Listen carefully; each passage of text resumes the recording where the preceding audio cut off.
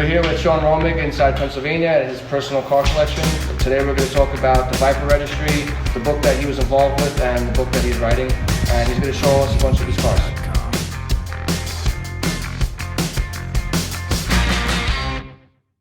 So you want to talk about the Viper Registry first, what it's about, how it got started? Yeah, so I had always grown up interested in racing, thanks to my dad, which owns most of this, the bulk of it. But sometime, I don't know, probably when I was around 12 or 13, I saw a GTSR winning Daytona 24-hour race overall in 2000.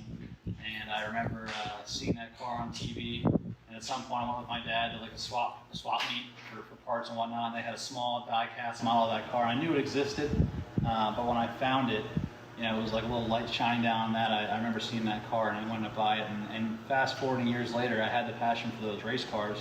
When they came back to racing with GTSR in 2012, an ALMS, it kind of rekindled the passion for that whole program. And somewhere along the way, I started looking like, what happened to those old race cars? Where'd they go? What happened to them? And I started poking around online and buying old periodicals and reading the articles. And I built this little impromptu Excel spreadsheet on each chassis, the best I could find, where they went and what happened to them. And I posted it on the Viper Owners Association forum. And when people saw it, they said, that's pretty neat. Would you be willing to do that for the other factory-built Viper race cars, the Competition Coupe and the acr-x and the GT3R? And he said, you know, well, I just do it as a passion project for fun, but I'll take a shot at it. So over the years, as owners buy those cars, they'll send me information. Hey, I've got chassis C32, and here's what it looks like, and here's what I did to it, and here's where I raced it. And I just keep adding to this list where all these factory race cars ended up, and it's grown to be a fun project where I've met people all over the world through it, where these cars ended up, and that kind of started the whole thing.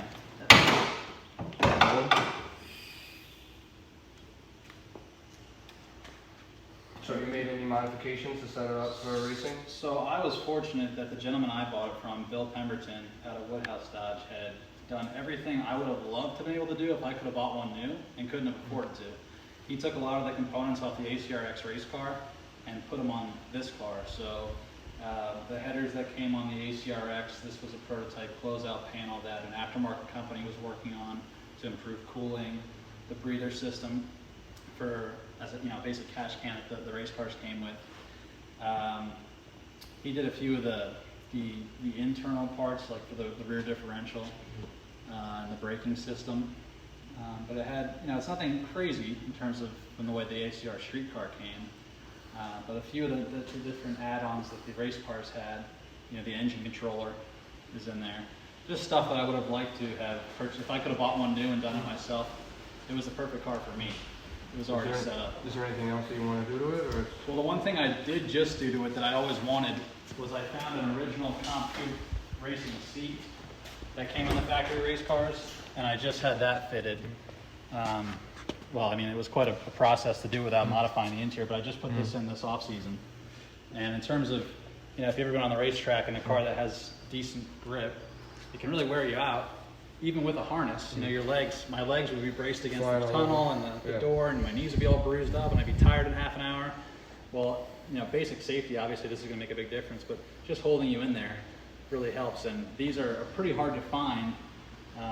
They came in both the Competition Coupe and the acr-x right from Racetech. Chrysler worked with them to develop this seat, and I found one still in the original box. Wow. I was lucky enough to get it in there, and it barely fits.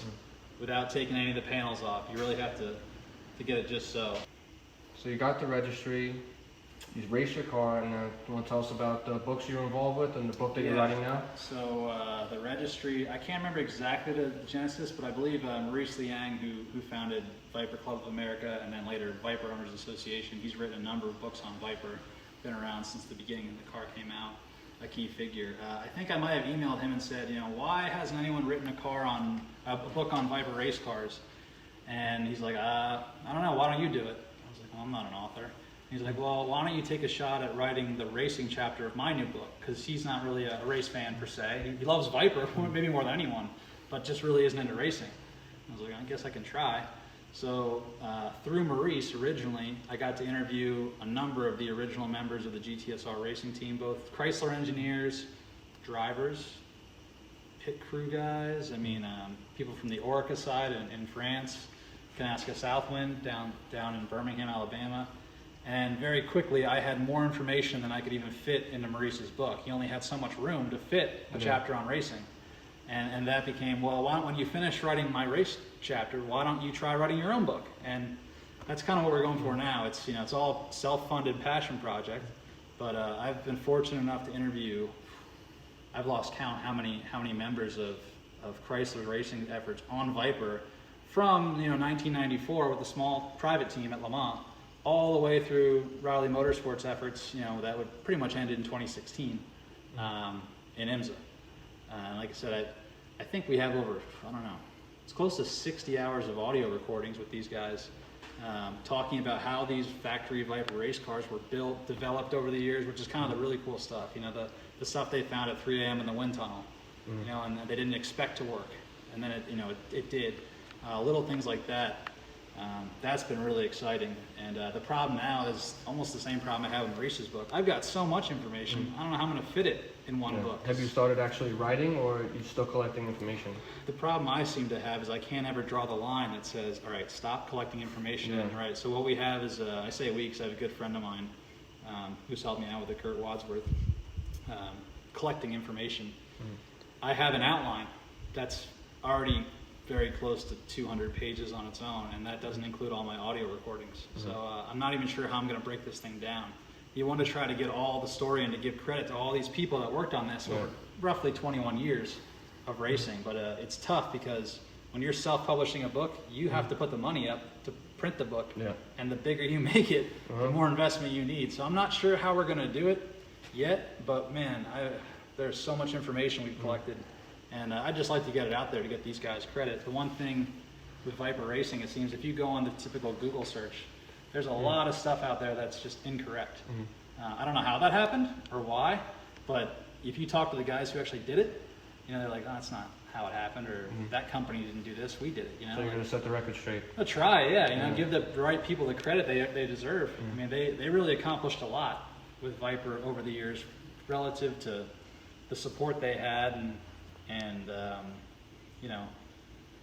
it's pretty impressive, the record, with Le Mans victories in class and winning Daytona overall and dominating the Nürburgring 24-hour for half a decade, despite rules specifically set to outlaw the car. They really accomplished a lot. And same goes for the more modern efforts. Ben Keating gets a lot of the credit, deservedly so, for running Viper in the most recent years and all he did with with Riley Technologies, and it's pretty neat. So I just want to document all that so it doesn't get lost, and then put it out there for people to realize, look at all the work they did and what they accomplished. They should get some credit for that. So this is a really cool car when it comes to Mopar race history, because Mopar actually commissioned its build to promote the sale of Hemi crate engines when they came back out in the mid-90s. Al Corda campaigned this car in NHRA A-Stock automatic bracket racing. He won the national championship for that class in 1997, and if you look back through any old Mopar catalogs for crate engines or even chassis stuff, you'll see tons of pictures of this car. It was used heavily in their advertising at the time. Al raced it through 1999, I believe, and then actually pro wrestler Bill Goldberg bought it, and my dad bought it from him. But it's cool because this is a national championship winning Mopar sanctioned drag car used to promote Hemi crate engines. And it still remains in the original configuration that Al raced it in the late 90s. We've just tried to preserve it over the years, keep the history the way it was. It's interesting because it may be hard to see, but if you look close, you can see the original Mopar paint job tape stripes still live under this updated paint job. So the car actually ran with two different Mopar paint jobs, and you can see the remnants of them underneath. But it's still original the way Al raced it, and it's pretty cool to have a Mopar sanctioned, national championship winning drag car. So this is a 72 Plymouth Roadrunner.